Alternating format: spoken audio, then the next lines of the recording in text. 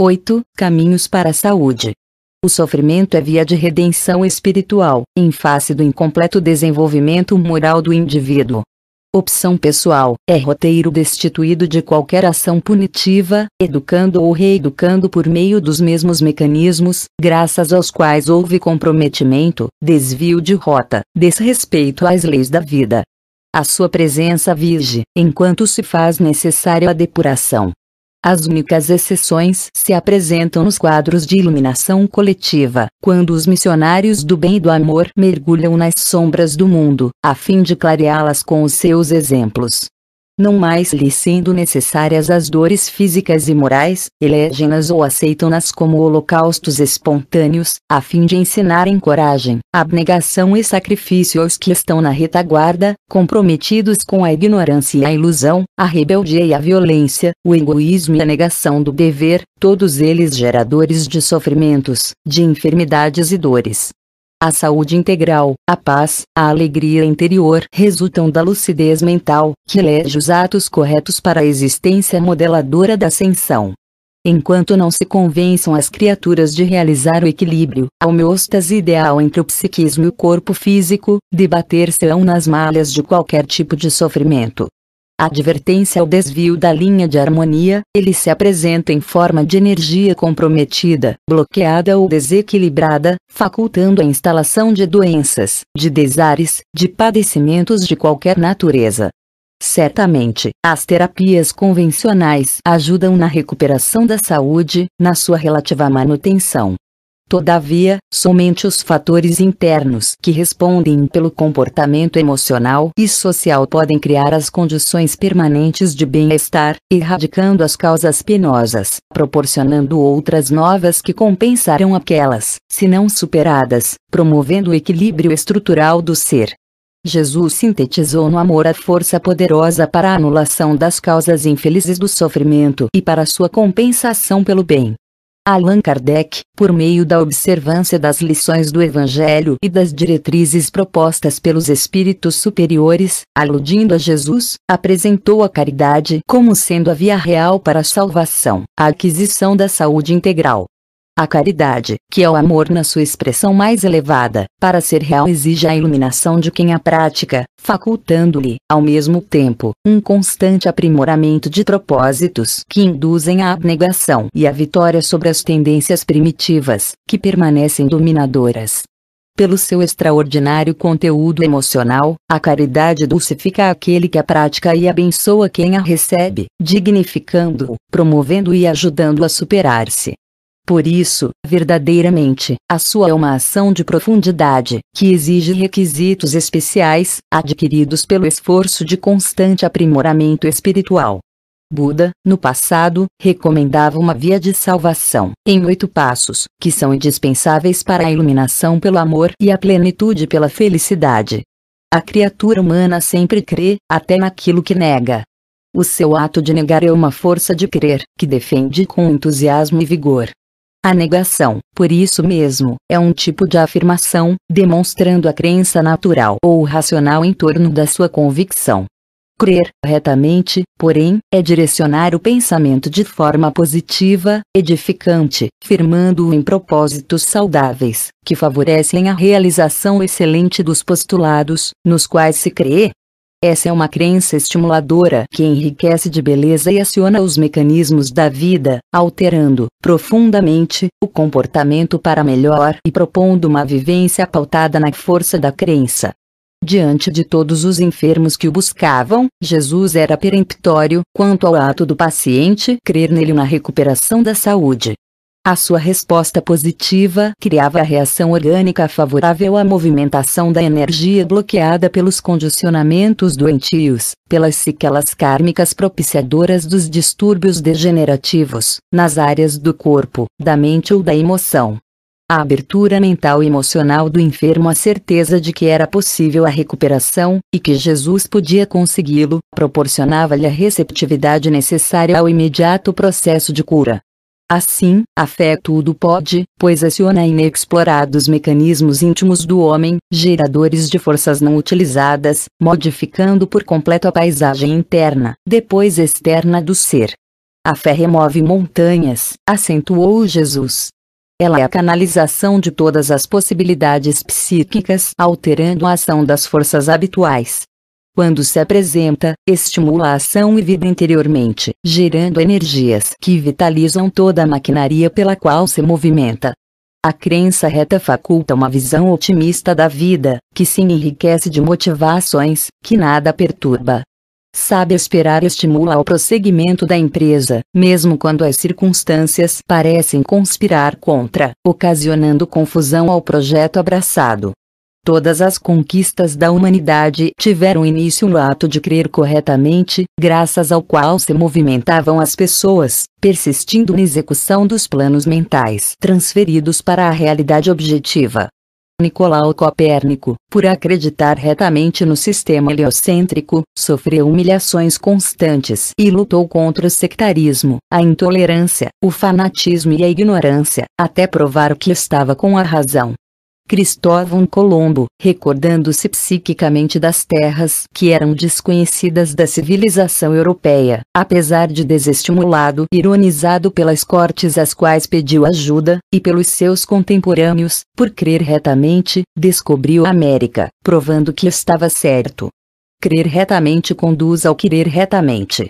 Uma das razões do sofrimento humano é o querer equivocadamente, conforme a ilusão do prazer imediatista e alucinado, que elege o dispensável em detrimento do essencial, de acordo com o transitório e não com o permanente. E para lográ-lo, age segundo as tendências negativas, comprometendo-se moral e espiritualmente. Esse querer equivocado escraviza o ser às paixões inferiores, cujas algemas o retêm inexoravelmente aos efeitos infelizes da eleição. Para o seu prazer, o indivíduo quer o que não lhe convém, permitindo que o egoísmo se sobreponha aos interesses gerais, prejudicando todos aqueles que possam constituir-lhe impedimento ou provocar-lhe dificuldade. Querer retamente propõe métodos compatíveis com os objetivos da crença anelada. Os meios incorretos não são justificáveis quando usados para fins nobres, porquanto degeneram os ideais que devem permanecer pulcros. Sem o uso dos meios correspondentes, as realizações perdem a qualidade de que se devem revestir. As supostas facilidades muito aneladas pelas criaturas são uma forma de evitar os meios hábeis, complexos às vezes, que compõem o quadro do querer de maneira elevada. Não que as realizações mais fáceis signifiquem desvio de meta. Elas ocorrem a miúde, como é natural, não devendo tornar-se regra geral, que desencorajem as demais que proponham esforço, persistência e sacrifício. Quem eleja a montanha não evita a ascensão difícil, porquanto faz parte da aspiração que se sustenta interiormente. O ato de querer tornar menos ásperos os desafios e as dificuldades. Querendo retamente difundir a mensagem de Jesus, Paulo aplicou os mais desgastantes esforços, padecendo enfermidades, abandono, apedrejamento e quase morte, afirmando, confiante: "Ai de mim se não pregar o Evangelho, vivendo com sacrifício o ideal que o abrasava." A preservação do querer com retidão rechaça as propostas ignóbeis, mesmo quando se apresentam como fórmulas salvacionistas, solucionadoras. O que não tem a chancela da retidão desmerece a qualidade da ação. Jesus sempre quis retamente e sempre assim agiu, tornando a sua mensagem uma luz inapagável a varar os séculos, superando desfigurações, interpolações e adulterações lamentáveis. Quando se crê e se quer crer retamente, fala-se com a mesma qualidade de intenção, e essas palavras, conforme se refere o Evangelho, exteriorizam o de que está cheio o coração. Indispensável, portanto, a vivência íntima das aspirações superiores, a fim de que a música da palavra traduza-as para o exterior retamente. A palavra é valioso instrumento de comunicação, que tem entorpecido grandes ideais da humanidade, por não ser fiel aos sentimentos que deveria expressar. Fala-se por falar-se. Fala-se para dissimular emoções e ideais. Fala-se com objetivos sórdidos e prejudiciais. A palavra que liberta, igualmente faz-se meio de escravidão. Por isso, a arte de falar impõe requisitos que são essenciais para expressar-se retamente. Deve-se pôr na palavra a discrição que sabe como e quando falar, evitando gerar constrangimento e amargura. Não faltam, no mundo, acusadores e palradores de inutilidade, das ideias vazias de conteúdo, de ironias e sentidos dúbios. Eles inquietam e anatematizam, infelicitam e desajustam, dominados por idealismos falsos e paixões inferiores.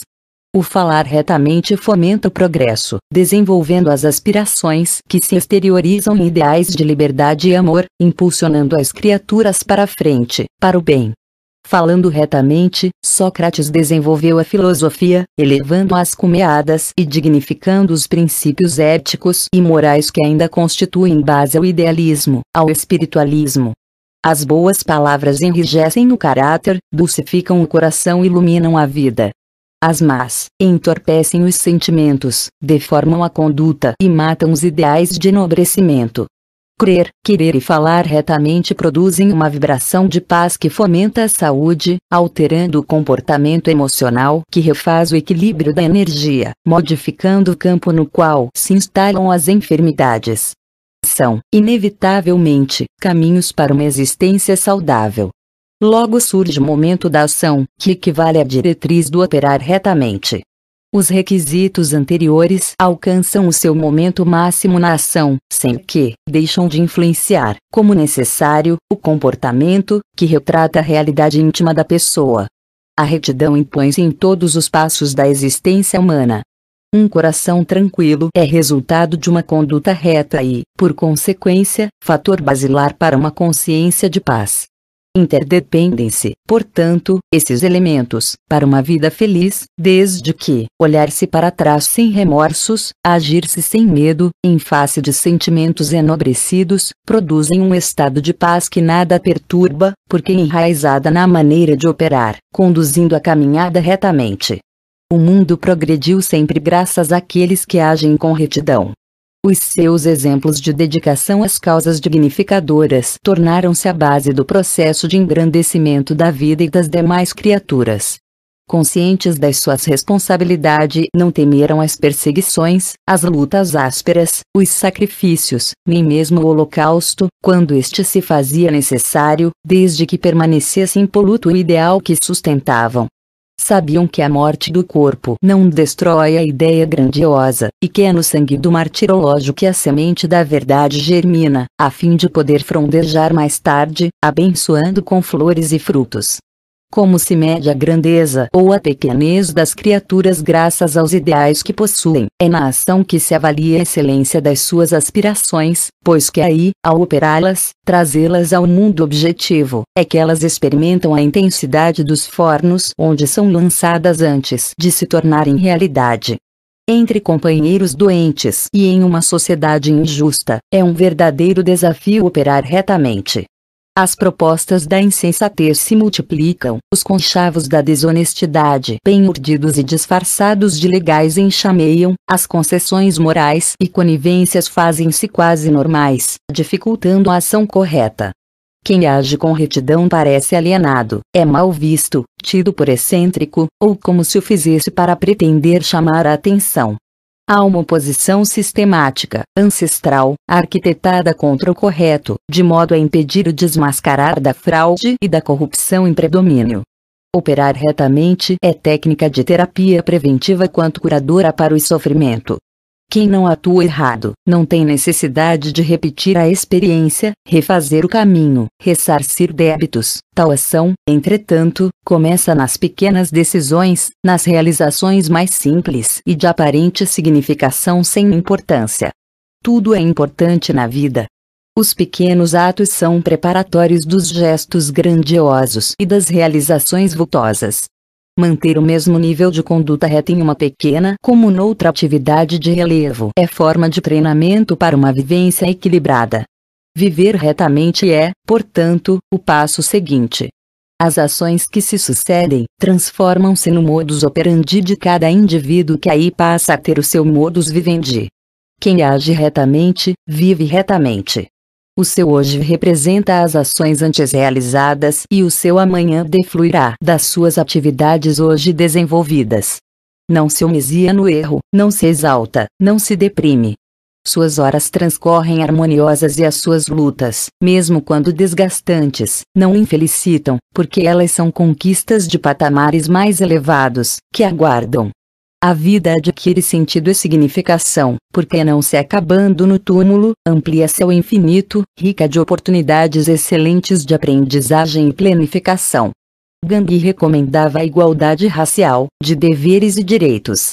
Todavia, para que os seus fossem ideais legitimamente respeitados, vivia conforme preconizava, trabalhando no tear e acolhendo os parias no seu ashram, a eles concedendo a mesma consideração que dispensava a qualquer outra pessoa.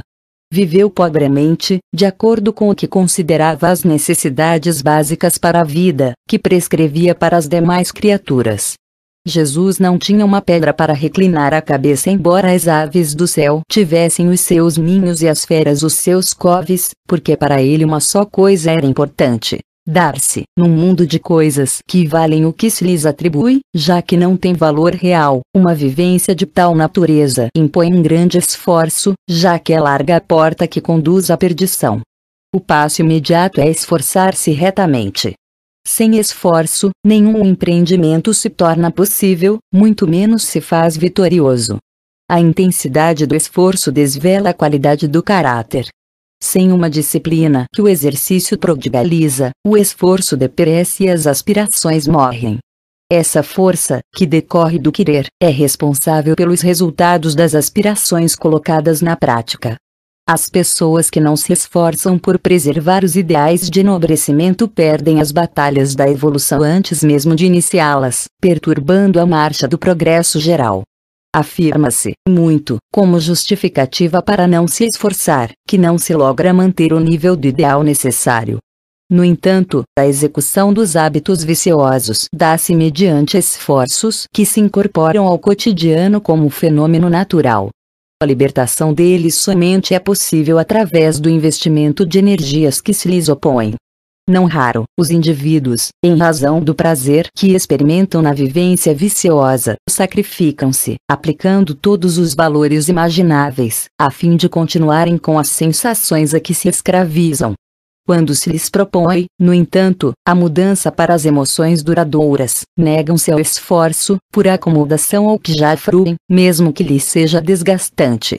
Ninguém vive sem esforço.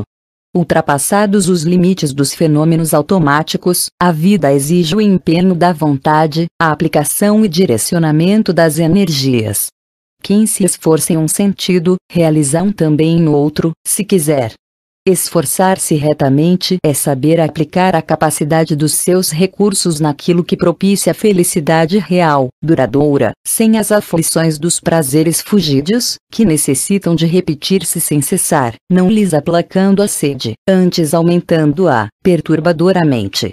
No esforço bem dirigido as energias se retemperam e as motivações, por serem elevadas, mais atraem a novos tentames, que se sobrepõem aos limites e desgastes dos sofrimentos. A mente, colocada em áreas nobres, anestesia as sensações dos desajustes e das enfermidades, emulando na conquista da harmonia, que se alcança mediante esforço retamente aplicado. Das pequenas e constantes tentativas de agir corretamente se desenvolvem as forças que serão canalizadas para os grandes cometimentos, mesmo que desconhecidos das demais pessoas. A constante renovação moral e todo o trabalho de alterar a estrutura do comportamento exigem o reto esforço que leva ao êxito. De natureza íntima, decorrem do crer nas metas a alcançar, do valor ponto que possuem, a fim de querer com afinco, de modo a envidar a capacidade de ação, sem o que o tentame malogra. Esse esforço decorre da aplicação do pensar retamente. O que se cultiva no pensamento transborda para a esfera objetiva, constituindo-se elemento existencial no comportamento humano. O pensamento é fonte geradora e dínamo condutor da vida para a vida. A energia encontra-se presente em tudo, aguardando que o pensamento a comande, a direcione. No que tange aos sofrimentos, na sua multiface, a ação mental é relevante. Todo aquele que se deixa dirigir pelo pessimismo e pela depressão faz quadros enfermiços, debatendo-se nas malhas de dores perfeitamente dispensáveis. por um processo de natural afinidade, sintoniza com as doenças, abrindo brechas nas próprias resistências para a instalação de males e perturbações afligentes. O bombardeio constante contra os sutis mecanismos da emoção e da aparelhagem orgânica termina por desarticular-lhes o equilíbrio, produzindo o desajustamento que facilita a penetração dos agentes degeneradores. A ação do pensamento reto, pelo contrário, produz o fortalecimento do campo psicofísico, expulsando as doenças e gerando sucessivas ondas de bem-estar, que são responsáveis pela saúde. Acrescente-se a esse quadro a interferência dos espíritos desencarnados no cotidiano das criaturas humanas. Os raios mentais direcionados em um ou outro sentido facultam a sintonia com entidades de teor vibratório correspondente. Não é, pois, de surpreender o atual surto epidêmico de obsessões, que decorre da afinidade mental e moral existente entre os homens aturdidos e os espíritos infelizes, com os quais os primeiros mantêm convivência ideológica. Idioplastias enfermiças, formas de pensamento extravagantes e doentias terminam por criar uma psicosfera viciada que intoxica as pessoas, aumentando o quadro das enfermidades, estas últimas de diagnose difícil pela medicina convencional e cuja terapia terá que partir do próprio paciente, por meio de uma radical mudança de comportamento mental e moral, a fim de desatrelar-se das vibrações que o envolvem. Pensar retamente faculta harmonia psicológica e sintonia com os benfeitores da humanidade, em cuja convivência psíquica se aurem energias benéficas propiciadoras de saúde, que vão atuar nas causas dos sofrimentos, alterando-lhes a vigência e os efeitos. Quem pensa retamente encontra-se consigo mesmo, com o seu próximo e com Deus. O hábito saudável de pensar conduz à etapa final, que é meditar retamente. Fixam-se nos painéis da memória, por educação mental perniciosa, em maior quantidade, as impressões infelizes, os atos reprocháveis, as aspirações inferiores, e, por isso, afirma-se com leviandade que meditar é muito difícil.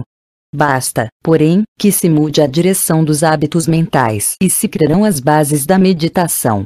Como não se vive sem pensar, exceção feita aos portadores de psicopatologias graves, deve-se fazê-lo sempre de forma positiva e otimista, gerando novo costume no campo mental até que seja absorvido e transformado em automatismo pela repetição natural. Por mau hábito, quando algo de negativo acontece, a pessoa se deixa consumir, entregando-se, comentando, repetindo e fixando, quando a atitude a tomar deve-lhe a ser totalmente oposta. No entanto, quando algo de bom e útil acontece, raramente se analisa, penetra e revive, logo substituindo por outro fato desagradável, acostumando-se com o último em detrimento do anterior.